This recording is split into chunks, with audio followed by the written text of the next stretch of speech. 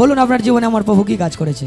তো আমার এই সন্তানের হ্যাঁ শরীরের অঙ্গ গোপনে অঙ্গ দ্বার বন্ধ ছিল। আচ্ছা তো আমি পিতার পবিত্র তেল রক্ত জল দিয়ে আমি প্রার্থনা করতাম, শরীরে দ্বারে লাগাতাম, তো এই দ্বার একদম হঠাৎ দেখি খুলে গেছে। ও জিসাস, কিরকম বিষয় দেখুন, ঈশ্বরের মহিমা কাকে বলে দেখুন। হালেলুয়া। সেটা ছিল, কিন্তু এমন একটা পরিস্থিতি ছিল খুবই খারাপ, তাই তো দিদি ভাই?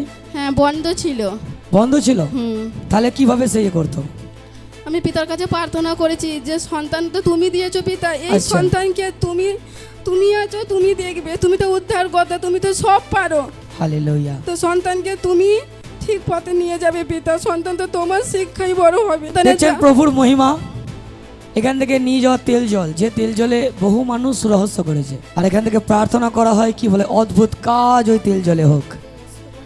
যে বিশ্বাসের সঙ্গে এই তেল জলকে ইউজ করছে, অসম্ভব কাজ সম্ভব হতে দেখুক। হালেলুয়া। কারণ ঈশ্বরের শক্তি এতে আছে। এই দেখুন সেই তেল জল লাগিয়েছেন এই দিদি ভাই, আর দেখছে হঠাৎ একদিন দেখছে সেই জায়গা খুলে গেছে। হালেলুয়া।